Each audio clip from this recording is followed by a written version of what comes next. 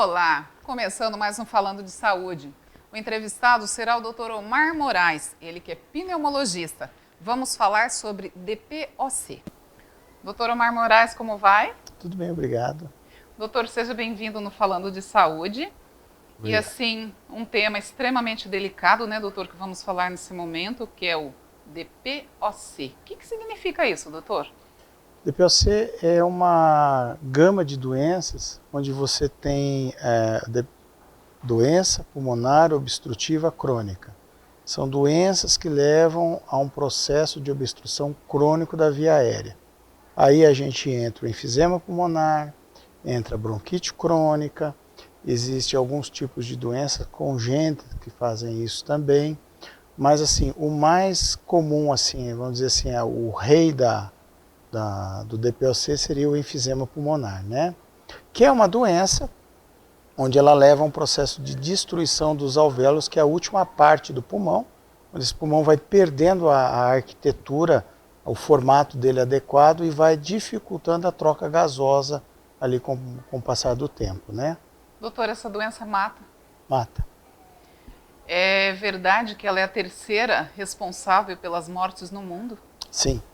Ela é uma doença porque ela tem muita relação com o tabaco, né? A maior causa de enfisema pulmonar é o tabagismo, porque todas as substâncias que existem dentro do cigarro, elas vão levando a um processo de destruição desse alvéolo, né? E então acaba tendo uma incidência muito alta e as pessoas acabam morrendo de enfisema pulmonar, assim como pode ser também uma ponte para a pessoa desenvolver um câncer de pulmão, né? Doutor, hoje está super na moda, né, o narguile. Isso causa também esse tipo de doença, doutor? Causa.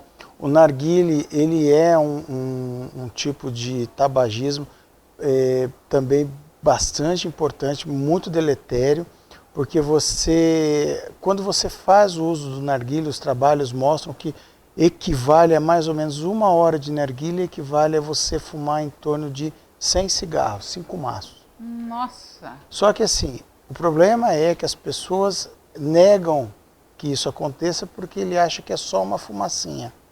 Então, acaba sendo difícil você colocar isso na cabeça de um adolescente. Né, doutor, essa doença ela está relacionada também com quem fez uso, né, daqueles fogões a lenha, e também está relacionado com quem mexe muito em churrasqueiras, isso também? Também.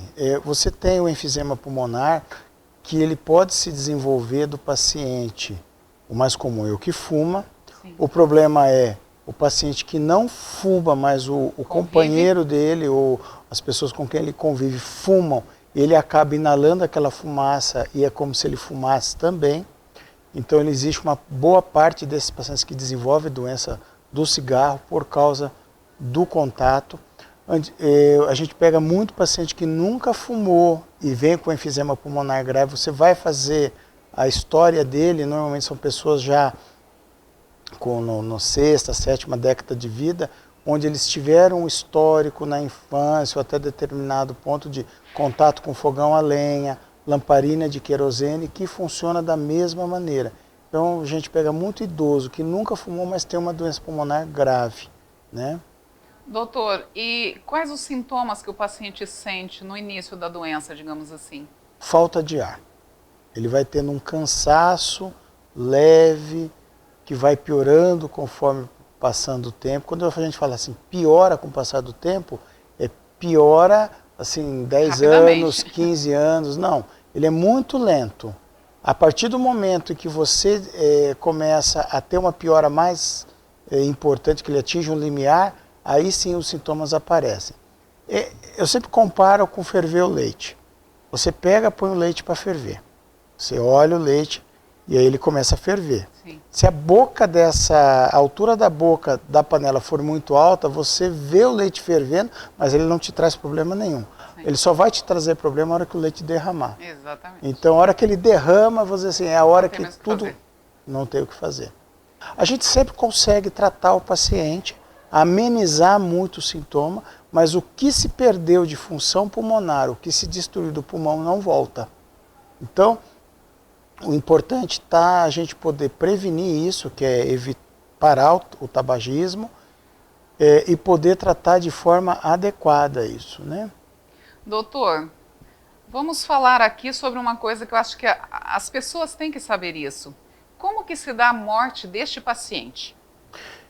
Ele dá a morte com fome de ar. Ele tem falta de ar intensa, ele vai ficando restrito cada vez às atividades, vai ficando restrito em cadeira, vai ficando restrito em cama. Ele não consegue mais tomar banho sozinho, ele precisa de uma pessoa para ajudar porque ele tem muita falta de ar. Precisa fazer uso de oxigênio terapia, né? Tem que usar oxigênio 24 horas para poder ter um alívio. E até a hora que ele vai desenvolver um quadro de insuficiência respiratória onde a gente não vai ter como tratar e reverter isso. Eu diria para você que é uma das piores mortes que você pode ter, porque ele morre com falta de ar, sem fôlego nenhum mesmo, né? Doutor, e o que nós poderíamos falar ainda aqui é o trabalho que esse paciente dá para a família, né? O sofrimento, né, que ele causa, né, para a família, né, doutor? Sim, ele vai se tornando cada vez mais dependente e uma boa parte desses pacientes não param de fumar, eles continuam fumando mesmo na dependência do oxigênio, mesmo com a falta de ar intensa, o vício piora muito. Então, você tem um paciente onde ele vai ter um custo de tratamento muito alto, sim, por causa das medicações, e levar o sofrimento da família, porque é um paciente que ele começa a não se alimentar de forma adequada, ele começa a evoluir com um quadro de desnutrição, de caquexia, né, por causa da doença pulmonar, que é de difícil tratamento, de difícil controle, né? E é um paciente que qualquer infecção respiratória, um resfriado mais simples, pode levar ele à morte, né? E sem contar as inúmeras vezes que esse paciente ele vai e volta ao hospital, né, doutor? Tem pacientes que ficam assim, você interna, ele fica lá o tempo dele de internação, 7 dias, 10 dias, 15 dias, 20, 30, você consegue dar alta, ele acaba retornando em menos de uma semana, novamente com sintomas de difícil controle, né? Então, é um processo que vai desgastando tanto o paciente quanto a família, né? Doutor, sabendo o quanto o doutor é querido, né, pelos pacientes, pela população de Maringá, qual a dica que o doutor deixaria, né, como pneumologista que o doutor é, para quem fuma hoje? Olha, pare de fumar.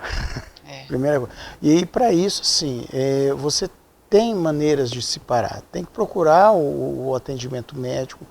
Existem medicações que ajudam, apoio psicológico, apoio às vezes do psiquiatra para poder ajudar, porque o tabagismo ele envolve questões que não é só o vício físico, mas é o vício mental, o vício psicológico. Isso aí precisa ser tratado também, porque muitas vezes a pessoa fuma também para tentar resolver problemas referentes a pessoais, familiares, de trabalho. Ele substitui, às vezes, uma conversa, o enfrentamento desse problema pelo cigarro, né? E daí ele consegue mais um problema, né, doutor? E dos grandes. Sim.